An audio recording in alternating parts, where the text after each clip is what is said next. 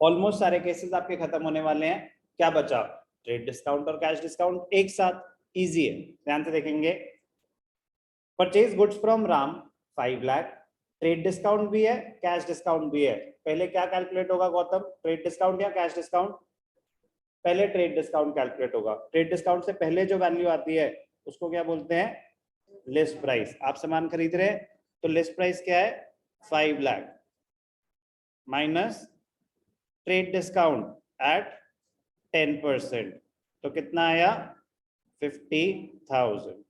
तो क्या हुआ? 4,50,000। कोई भी डाउट? क्या है ये 4,50,000?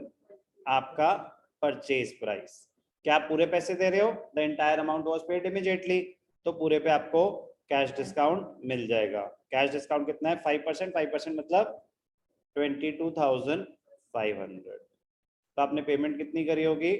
4,27,500 पेमेंट नहीं। कोई भी डाउट? कैलकुलेशन क्लियर है? अब इसको अकाउंटिंग ट्रीटमेंट दिखाता हूं इसकी क्या होगी।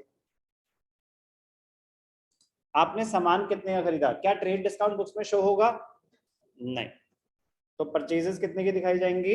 4,50,000। Purchases account debited 4,50,000। Purchase account debited 4,50,000 to cash account to discount receive account. कितनी पेमेंट करी? 4,27,500। डिस्काउंट कितना मिला? 22,500। कोई भी डाउट? इजी। अब ट्रेड डिस्काउंट भी, कैश डिस्काउंट भी और पार्ट पेमेंट पीक पे पहुंच गए हैं। इसके ऊपर कुछ भी नहीं होता है, बट इजी है। कॉन्सेप्ट जो सुन चुके हो वही अप्लाई होंगे। तो आराम आराम से वर्किंग नोट आपके बचाएंगे आपको। अगर वर्क नोट बनाना सीख गए तो वो जो मर्जी करें। कह रहे रुको जरा, मैं तो एक एक करके पढ़ूंगा, आप मुझे 10 चीजें दे दो, मैं 10 एक साथ देखूंगा ही नहीं। तो गुड्स कितने के हैं? 2 लाख। तो पहले देखो ट्रेड डिस्काउंट है कि नहीं है, क्योंकि अगर ट्रेड डिस्काउंट है तो पहले ट्रेड डिस्काउंट माइनस कर दो, क्योंकि उसका पेमेंट से कोई लेना देना ही नहीं है कि आपने 10% पेमेंट करी या 100% पेमेंट करी। ट्रेड डिस्काउंट तो अगर एग्जिस्ट करता है तो पूरी वैल्यू पे ही मिलेगा। तो माइनस कर दिया ट्रेड डिस्काउंट कितना? 10%। तो आपने अपना काम आसान कर दिया। अब ट्रेड डिस्काउंट को भूल जाओ।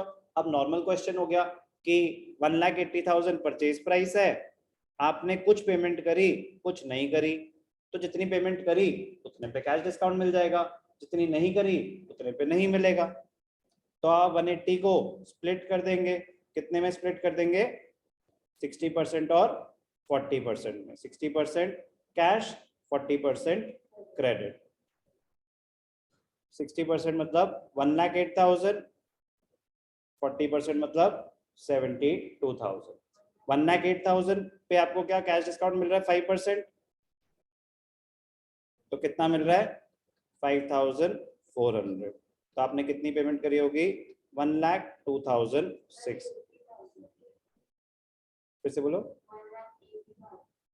60% कैश पेमेंट पे तो मिलेगा डिस्काउंट, कैश डिस्काउंट पूरे 180 पे मिलेगा कैश डिस्काउंट, या सिर्फ 1,08,000 पे? 1,08,000 पे। तो कैश पेड कितना हो जाएगा? 1,02,600। क्या ट्रेड डिस्काउंट बुक्स में दिखाया जाता है? नहीं।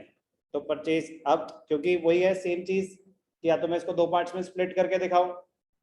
ऑप्शन 1, परचेजेस अकाउंट डेबिटेड, किससे सामान खरीदा? Alex, to Alex. Transaction is shown at net value. 1,80,000 का सामान खरीदा और उसमें से 60% पेमेंट कर दी, तो पेमेंट की एंट्री क्या होगी? Alex debited 2। पेमेंट करी, चेक से तो नहीं करी, ऐसा कुछ नहीं है, तो कैश 2 डिस्काउंट रिसीव।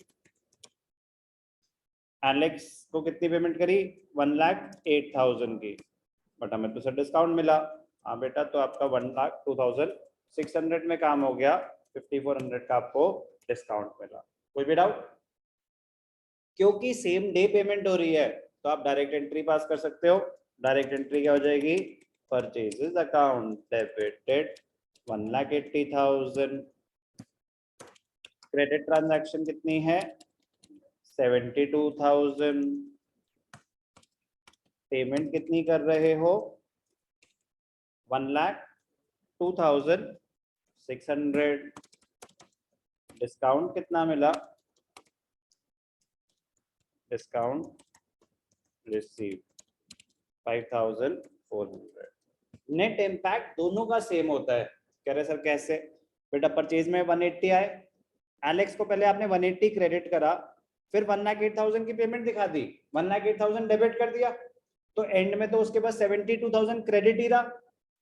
तो यहाँ पे आपने डायरेक्टली दिखाया ही वही। तो ऑप्शन 2 में आप क्या दिखा रहे हैं? Directly net impact. ऑप्शन 2 जो होता है उसको क्या बोलते हैं? डायरेक्टली हम नेट इम्पैक्ट दिखा रहे हैं, जो कि अलाउड होता है सिर्फ और सिर्फ इसलिए क्योंकि उसी दिन पेमेंट हो रही है। तो उसी दिन जो पेमेंट हो रही है आप उसको कैश ट्रांजैक्शन मान सकते हैं, और जो नहीं हुई वो credit transaction. Accounting point of view से बेटर ऑप्शन 1 होता है, बट कुछ स्कूल्स में ऑप्शन 2 फॉलो, दोनों इक्वली करेक्ट है, दोनों इक्वली करेक्ट है। आप वो फॉलो करना जो आपके स्कूल में बोला गया है, बट मैं कह रहा हूँ कि अकाउंटिंग पॉइंट ऑफ व्यू से दोनों करेक्ट है। टेक्निकली बेटर ऑप्शन 1 रहता है जब डिस्काउंट भी हो, बट दोनों बातें इक्वली करेक्ट है। बुक्स में ही दोनों चीजें दे रखी हैं, दोनों बातें एग्जैक्टली सेम है अगर पेमेंट सेम डे हो रही है तो कर लिया हमने डिस्काउंट के सारे केसेस।